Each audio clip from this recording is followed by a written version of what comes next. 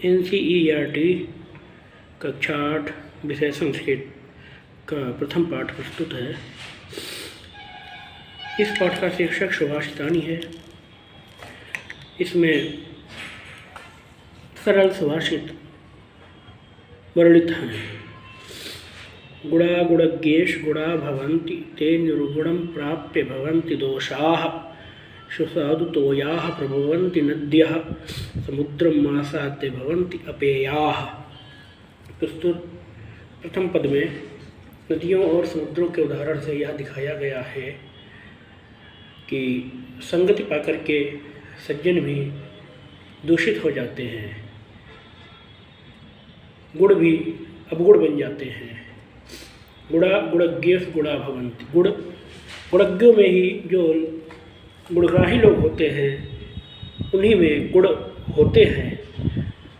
ते निर्गुणम प्राप्य भवन्ति दोषाः, परंतु वही गुण जब किसी नीच व्यक्ति को प्राप्त हो जाते हैं तो वे उसके लिए दोष के समान हो जाते हैं, दोष हो जाते हैं। सुसाधुतोयाः प्रभवन्ति नद्यः, जैसे नदियों में स्वादिष्ट सुमधुर जल प्रवाहित होता है, परंतु समुद्रम आसाद्य भवन्ति अपेयाः, परंतु वही मधुर जल समुद्र में पहुँच करके अपेय हो जाता है, पीने योग्य नहीं रह जाता है। द्वितीय पद्य है। साहित्य संगीत कलावीनः साक्षात् पशु विषाणहीनः तृणं न खादन् अपजीवमानः तद्भागधेयं परमं पशूनाम्। यह पद नीति शतकम से उद्धृत है। इसमें कहा गया है कि साहित्य संगीत कला विहीनः, साहित्य संगीत और कला से विहीन व्यक्ति साक्षात पशु उच्च विषाणहीनः, सींग पूँछ से रहित साक्षात पशु के समान है। तृणं न खादन् जीवमानः, यदि वह तृण न खाते हुए भी जीवित है, तद्भागधेयं परमं पशूनां, तब तो यह पशुओं का परम सौभाग्य है।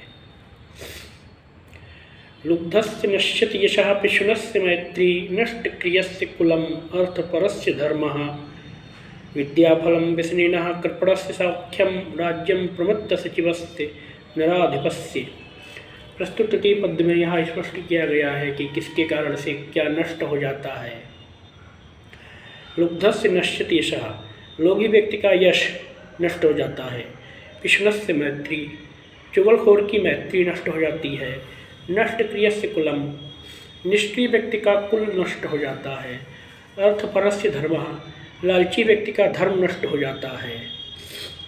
विद्याफलं व्यसनिनः, दुर्गुणी व्यक्ति का विद्या रूपी फल सफलता अर्थात विद्या नष्ट हो जाती है।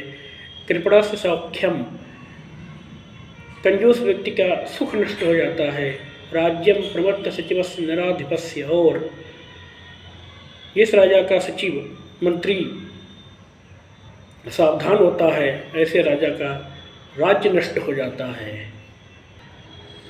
प्रस्तुत चतुर्थ पद्य में कवि ने सज्जन और दुर्जन के मध्य अंतर स्पष्ट करते हुए कहा है कि सज्जन व्यक्ति दूसरों के द्वारा अपकार किए जाने पर भी अपनी सज्जनता नहीं त्यागता है। पीत्वा रसं तु कटुकं मधुरं समानं माधुर्यमेव जनयेन मधुमक्षिकासौ सन्तस्तथैव समसज्जन् दुर्जनानां श्रुत्वा वचः मधुरसूक्तरसं सृजन्ति। पीत्वा रसं तु कटुकं मधुरम समानम,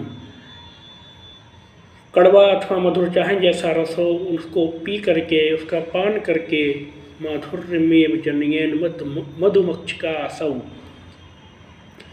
यह मधुमक्षिका मधुर रस ही उत्पन्न करती है। संतस्तथैव समसज्जन दुर्जनानाम, संत अर्थात महापुरुष लोग सज्जन हो अथवा दुर्जन उन दोनों के प्रति समान व्यवहार करते हैं। श्रुत्वा वचः मधुर सूक्त रसम सृजन्ति, वे सज्जन और दुर्जन दोनों के वचनों को समान भाव से सुन करके मधुर सूक्ति रूपी रस ही उत्पन्न करते हैं, अर्थात अपनी वाणी से किसी का भी अहित नहीं करते हैं, किसी को भी कष्ट नहीं पहुँचाते हैं। प्रस्तुत पंचम पद में यह स्पष्ट किया गया है कि महापुरुष लोगों के द्वारा प्रशंसित होने पर भी, लोगों के द्वारा प्रशंसा प्राप्त करने पर भी अपनी महानता नहीं त्यागते हैं। महतां प्रकृति सैव वर्धितानां परैरपि न जहाति निजं भावं संख्यासु लाकृतिर्यथा। महतां प्रकृति सैव परैः वर्धितानाम् अपि, महान पुरुषों की, महापुरुषों की प्रकृति है, प्रकृति तथा स्वभाव, परैरपि वर्धितानां, दूसरों के द्वारा बढ़ाए जाने पर भी अर्थात दूसरों के द्वारा बहुत अधिक प्रशंसा किए जाने पर भी, न जहाति निजम भावम, अपना स्वभाव नहीं त्यागते हैं। अपनी प्रशंसा को सुनकर के महापुरुषों के हृदय में अहंकार का भाव नहीं आता है और वे महान ही बने रहते हैं। जैसे न जहाति निजम भावम संख्यासु लाकृतिर्यथा यथा, जैसे लाख की आकृति संख्याओं में अपने भाव को, अपने गुण को नहीं त्यागती है। स्त्रियां रोचमानायां सर्वं तद रोचते कुलम तस्यां तु अरोचमानायां सर्वमेव न रोचते। प्रस्तुत षष्ठम पद मनुस्मृति से उद्धृत है। इसमें स्त्रियों के सम्मान की शिक्षा दी गई है, उपदेश दिया गया है। स्त्रियां रोचमानायां, स्त्रियों के अच्छे लगने पर अर्थात स्त्रियों के प्रसन्न चित्त होने पर, सर्वम तद रोचते कुलम, वह कुल सभी लोगों को प्रिय होता है। तस्याम तो अरोचमानायाम, परंतु स्त्रियों के प्रसन्न न होने पर, अप्रसन्न होने पर, रुष्ट असंतुष्ट होने पर, सर्वमेव न रोचते, कुल की कुछ भी विशेषता प्रिय नहीं होती है। वह ऐसा वंश किसी को भी प्रिय नहीं होता है।